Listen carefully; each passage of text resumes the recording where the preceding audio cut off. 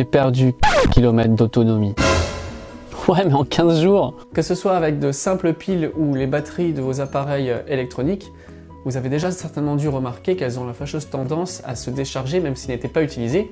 Et ce principe physique s'applique également aux batteries des voitures électriques. Alors peut-on oui ou non partir en vacances et laisser sa voiture électrique débranchée? Et quelle est la conséquence pour la batterie? Pour le savoir, restez avec nous jusqu'à la fin de la vidéo. Salut tout le monde et bienvenue sur Tesla Riviera. Aujourd'hui nous allons nous pencher sur la question de la consommation vampire ou fantôme des voitures électriques, ce qui correspond d'une part à la dissipation de l'énergie des batteries et d'autre part à la consommation des voitures lorsque celles-ci sont en veille. Alors pour ceux qui me suivent sur Instagram, vous avez pu voir qu'on est parti quelques jours en vacances, ce qui m'a permis de réaliser un petit test. J'ai chargé un Green Lovely à 70% la veille de mon départ, je l'ai débranché et laissé garer dans mon garage pendant 2 semaines, afin de connaître la quantité d'énergie qui serait perdue. Alors ce qui est vraiment super, c'est qu'avec l'application Tesla, on peut suivre ça n'importe où dans le monde.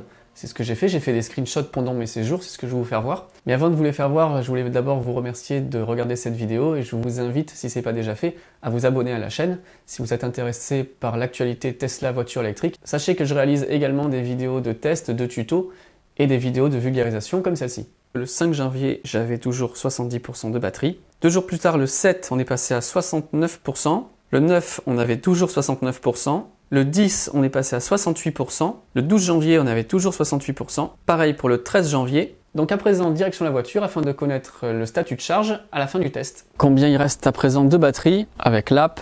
Donc la dernière fois, il restait 68%. On va sortir de veille. À présent, il en reste 67 déverrouillé. On va aller voir à l'intérieur.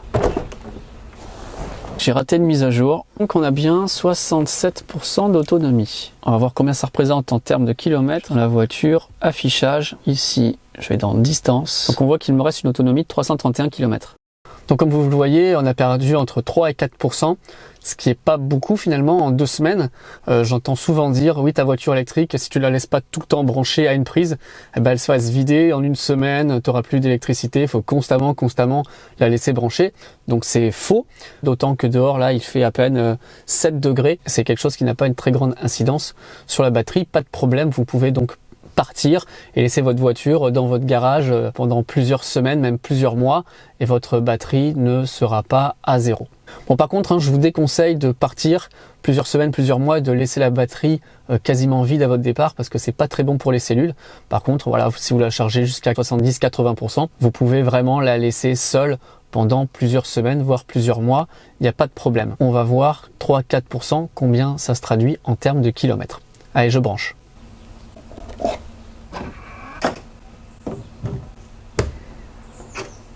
J'ai branché, mais il faut que j'enlève la programmation parce que je suis en heure creuse. Il marque que la charge démarrera à 1 heure. On va faire le programme ici. On va le mettre off et la charge est repartie. Ça y est, ça monte. On devrait charger jusqu'à 25 ampères. 15 jours à laisser la voiture toute seule.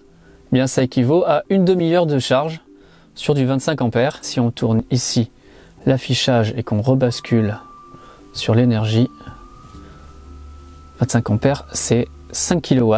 Donc s'il faut une demi-heure à 5 kW de puissance, ça veut dire qu'on a perdu peut-être quelque chose comme 2,5-3 kWh, ce qui encore une fois n'est vraiment pas beaucoup. Mais on va voir maintenant combien de kilomètres je vais récupérer. Donc on se retrouve dans 25 minutes, une demi-heure. Ça y est, l'énergie perdue pendant les 15 jours a déjà été récupéré. Il aura fallu donc 25-30 minutes pour revenir à la limite que j'avais réglée avant de partir. Le verdict, c'est que nous avons perdu très exactement 16 km en 15 jours. On avait 331 km et en la rechargeant donc à 70%, et bien voilà, j'ai 347. Oh, c'est passé à 346 à l'instant. Mais on a perdu donc 15-16 km sur 15 jours. J'aurai 1 km de perdu par jour. C'est vraiment très peu. Effectivement, oui, une voiture électrique se décharge toute seule si vous en servez pas. Mais on a perdu que 3-4%, donc c'est vraiment pas grand chose. On n'a pas de souci à se faire à ce niveau-là. Vous aussi, si vous avez laissé votre voiture électrique inactive pendant 15 jours, 3 semaines, 1 mois ou plus, dites-moi en commentaire ce que vous avez perdu comme autonomie. Et dites-moi si finalement 15 km pour 15 jours, si ça vous paraît beaucoup ou pas. Si ce type de vidéo autour de Tesla vous intéresse, n'hésitez pas à vous abonner à la chaîne. Si cette vidéo vous a intéressé, laissez un pouce bleu, partagez-la, likez, abonnez-vous et n'hésitez pas surtout à faire retentir la cloche. Je referai d'autres vidéos tuto dans ce style. On se retrouve très bientôt pour de prochains épisodes. Salut tout le monde!